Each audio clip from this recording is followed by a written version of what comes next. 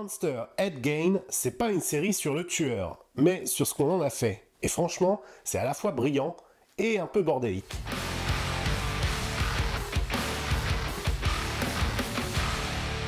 Salut à tous les cinéphiles et sérivores. Aujourd'hui on s'attaque à la 3e saison de l'anthologie Monster sur Netflix, The Ed Gein Story.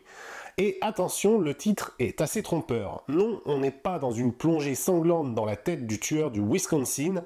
Cette fois, la série parle surtout de sa postérité. Comment un homme banal, devenu symbole du mal, a contaminé tout un pan du cinéma de l'horreur, de Psychose à Massacre à la tronçonneuse, en passant par Le Silence des agneaux. Plutôt que d'empiler les faits, la série s'intéresse à ce que Ed Gein représente, à la frontière entre réalité et fantasme, et ça donne un objet hybride, parfois fascinant, parfois un peu paumé, mais toujours ambitieux. Pas vraiment un true crime, pas tout à fait une fiction, il s'agit d'une sorte de mélange entre les deux, où Hitchcock croise les cauchemars d'un fermier dérangé et les obsessions d'une société entière pour ses monstres. Le résultat, eh bien un cocktail assez étrange, visuellement superbe, thématiquement fort, mais narrativement bancal. Bref, Monster Ed Gein pose une question bien plus dérangeante que ses scènes les plus glauques. Pourquoi on aime tant regarder le mal ? Il y a quelque chose de très sombre chez toi, Eddie Gein.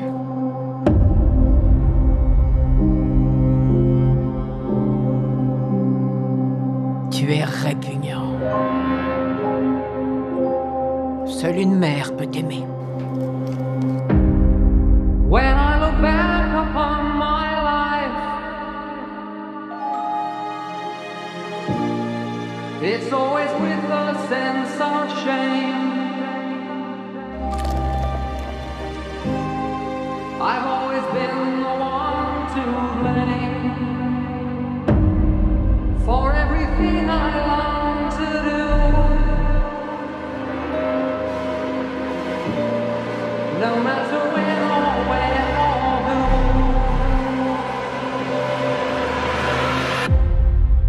Ça va comme ça?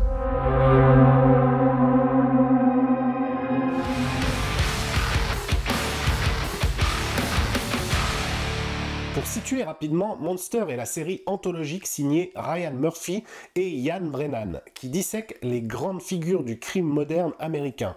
Après Dahmer, glaçant, et les frères Menendez, plus sociologique, cette 3e saison prend un virage conceptuel.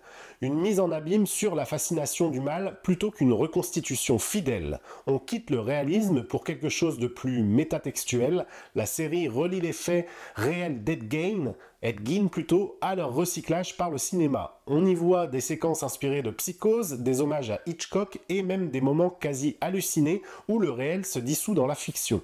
Visuellement, on reste dans le style Murphy, décor rétro impeccable, photos sépia, ambiance soignée, mais la mise en scène, elle, manque d'inventivité. Après le plan séquence de la saison 2, cette nouvelle saison paraît plus sage, plus classique. Côté casting, Charlie Hunnam campe un Ed Gein mutique et dérangeant, Laurie Metcalf explose en mère ultra religieuse et Tom Hollander est parfait en Hitchcock, aussi fascinant qu'inquiétant. Le projet est clair. Montrer comment un tueur isolé a fini par contaminer l'imaginaire collectif. Mais déjà, on sent poindre la confusion. Entre documentaire et cauchemar stylisé, la série ne choisit pas toujours son camp. Un flou qui deviendra son plus grand atout, mais aussi sa plus grande faiblesse.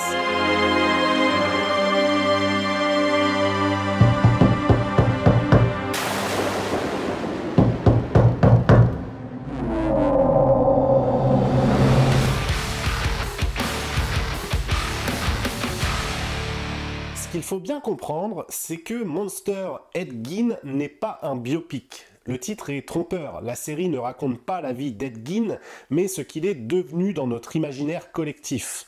Elle se concentre sur l'écho culturel de ses crimes plutôt que sur les faits eux-mêmes. Et c'est pour ça que tant de choses sont inventées. Concrètement, à part les éléments de base, le Wisconsin par exemple des années 50, l'attachement maladif à sa mère et ses 2 meurtres avérés, ceux de Mary Hogan et Bernice Worden, presque tout le reste est romancé, voire carrément inventé. Les inspirations nazies par exemple sont complètement fictives. La série imagine qu'Ed Gein aurait été obsédé par l'idéologie aryenne et collectionne des objets issus de camps de concentration. Dans la réalité, Rien de tout ça n'existe, ou en tout cas rien qui n'a pu être mis en exergue. Ce choix scénaristique est surtout ici pour établir un parallèle entre la banalité du mal façon Hannah Arendt et le mal domestique incarné par Ed Gein. Une idée intéressante, mais purement symbolique. Les scènes avec Alfred Hitchcock sont elles aussi très romancées, même si elles ont du sens, elles permettent de lier Ed Gein à Psychose, puisque le personnage de Norman Bates est directement inspiré de lui. On voit par exemple Hitchcock débattre avec Alma Reville de la façon de représenter le monstre à l'écran. Faut-il le montrer ou le suggérer? C'est une conversation qu'Hitchcock a sûrement eue un jour, mais c'est une reconstruction artistique de ce lien entre réalité et fiction. Et c'est là que la série brille. Elle fictionnise la naissance du mythe. Les dialogues pseudo-philosophiques entre Gein et sa mère s'inspirent vaguement de ses confessions réelles, mais sont largement amplifiés pour créer un discours sur la culpabilité et la religion. La vraie Augusta Gein était fanatiquement pieuse, mais la série en fait une figure quasi mythologique, une sorte de démon moral. Et puis il y a Adeline aussi, un personnage totalement inventé, inspiré d'une vraie personne, mais qui ne s'appelait pas Adeline et qui n'a pas joué le rôle qu'on donne à Adeline dans la série. C'est ici pour ajouter une sorte d'humanité à Ed Gein, ça apporte une douceur, un contraste, presque un échappatoire émotionnel. Sans elle, la série aurait été un bloc de noirceur pure, mais son rôle, c'est aussi de rappeler que même les monstres ont une part d'humanité et que c'est justement ça qui nous dérange. On sent que les scénaristes ont voulu éviter de faire d'Ed Gein un simple démon en lui offrant un lien affectif presque fragile. Et ça fonctionne jusqu'à un certain point. Parce que plus la série avance, plus on se rend compte que cette humanisation est artificielle. Évidemment, une tentative maladroite de rendre un personnage irrécupérable un peu plus regardable. En somme, Monster Ed Gein ne ment pas. Elle réécrit la vérité pour mieux parler de sa postérité. Elle montre comment, à force d'adaptations, d'articles et de films, l'image de Ed Gein s'est transformée en un archétype. Le monstre rural, solitaire, fétichiste, obsédé par sa mère. Un archétype qu'on retrouve maintenant partout, de Norman Bates à Leatherface en passant par Buffalo Bill. Et de ce point de vue-là, la série réussit parfaitement son pari. Elle ne raconte donc pas Ed Gein l'homme, mais Ed Gein le concept. Ce qui, mine de rien, est bien plus effrayant parce qu'un concept, eh bien ça ne meurt jamais. Le vrai souci de Monster Ed Gein, c'est qu'à force de vouloir tout embrasser, eh bien la série finit par se mordre un peu la queue. Elle veut parler d'Ed Gein évidemment, de sa mère, du nazisme, d'Hitchcock, de la jeunesse du cinéma d'horreur, de la culpabilité religieuse, de la psychiatrie d'après-guerre notamment, et tout ça dans 8 épisodes. Résultat, c'est trop. On a parfois l'impression que chaque scène appartient à une série différente. Un moment, on est dans un drame familial étouffant, l'instant d'après dans une rêverie presque surréaliste, et 10 minutes plus tard sur un tournage hollywoodien où Hitchcock se dispute avec Alma Reville. C'est fascinant sur le papier, mais à l'écran, ça manque un peu de hiérarchisation. Le montage très haché accentue encore cette sensation de désordre.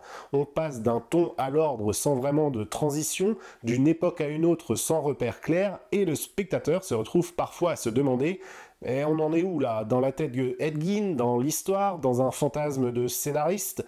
Ce chaos narratif est complètement raté, il reflète la confusion mentale du personnage, certes, et d'une certaine manière celle de notre rapport à ces figures monstrueuses, mais ça reste très frustrant, surtout quand on compare avec la cohérence visuelle et formelle des saisons précédentes. La saison 2 par exemple avait son fameux plan séquence et une tension constante. Ici, la mise en scène se contente de filmer correctement, mais sans jamais surprendre. Heureusement, quelques moments surnagent tout de même, comme la scène où il fait paniquer les gosses qu'on lui a refilé à garder. Ça, c'était vachement bien, mais ces éclats isolés ne suffisent pas à sauver une narration qui s'éparpille un peu dans tous les sens. Monster Ed Gein est brillante dans ses idées, mais un peu brouillonne dans leur exécution.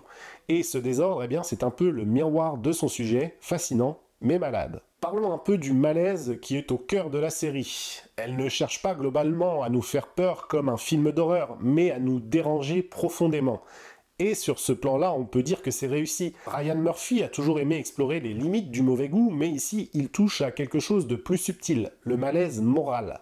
Ce n'est pas seulement ce qu'on voit qui dérange, mais c'est ce qu'on ressent, ce mélange de répulsion et de fascination qu'on éprouve tous face à ces histoires vraies. La série montre à quel point on aime se vautrer dans l'horreur tout en prétendant la condamner. Elle dénonce notre besoin de monstres à la fois réels et consommables, empaquetés dans un format Netflix prêt à binge-watcher. Quand on regarde Monster Ed Gein, on est à la fois spectateur et complice. Visuellement, la série d'ailleurs est superbe. La lumière automnale du Wisconsin, les maisons décrépites, les objets morbides filmés comme des œuvres d'art, tout participe à créer une ambiance d'une beauté, mais d'une beauté malsaine. On sent la fascination de la caméra pour ce monde de chair et de poussière. C'est propre, c'est maîtrisé et paradoxalement, eh bien c'est presque trop beau pour ce que ça raconte, entre guillemets. Et c'est là tout le paradoxe. On veut quelque chose qui choque, mais ici c'est pas la violence, c'est la manière dont elle est esthétisée. Murphy transforme le morbide en sublime et le spectateur, lui, se retrouve piégé. Il contemple le mal comme on contemple un tableau et au fond c'est peut-être ça la vraie réussite de la série, faire ressentir le malaise d'aimer regarder ce qu'on déteste. Après 2 succès monumentaux, Ryan Murphy ne pouvait pas se contenter de refaire la même recette. Mais on sent qu'il ne sait pas encore exactement quelle direction donner à son anthologie. Cette saison-ci est donc à la fois la plus ambitieuse et la plus inégale aussi. Elle veut s'éloigner du true crime pur pour aller vers quelque chose de plus conceptuel, presque philosophique, mais elle ne trouve pas toujours le bon ton. On sent une envie de réflexion sur le mythe, sur la mémoire, sur la manière dont les monstres deviennent des produits culturels, mais ça manque encore d'unité. C'est une saison moins viscérale, mais plus cérébrale, et c'est sans doute ce qui explique pourquoi elle va autant diviser à mon sens. Ceux qui attendaient un drame à la Dahmer seront frustrés, tandis que ceux qui aiment les propositions métatextuelles y trouveront une vraie richesse. C'est une transition à la fois dans le ton et dans le sens. Transition de ton donc, moins horrifique, plus symbolique, transition de forme, moins stylisée, plus narrative, et peut-être aussi une transition vers un futur monstre qui sera une femme pour la saison 4. Mais en attendant, eh bien cette saison 3 reste la moins percutante du lot, elle a les idées mais pas forcément la maîtrise, elle a les thèmes aussi mais pas toujours l'impact, et elle reste un objet curieux, imparfait mais globalement sincère, une série qui préfère trébucher en essayant quelque chose plutôt que de rejouer la même partition. Bref, il est temps de conclure.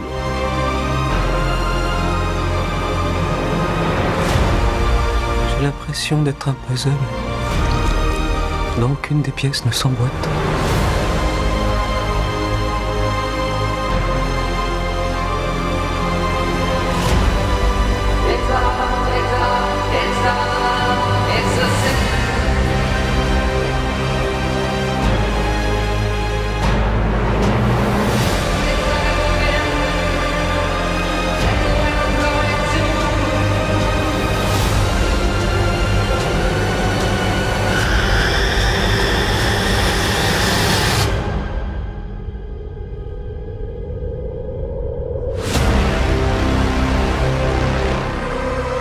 Putain, qu'est-ce que vous avez fait?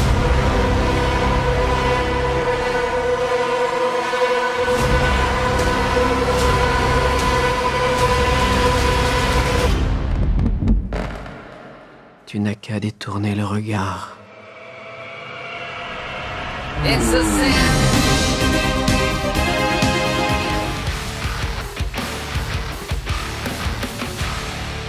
Au final, Monster Ed Gein est une série paradoxale. Elle fascine autant qu'elle agace. C'est à la fois une réflexion intelligente sur la fabrication du mythe et un vrai bazar narratif où tout se mélange. Le réel, le fantasme, la pop culture et nos propres obsessions.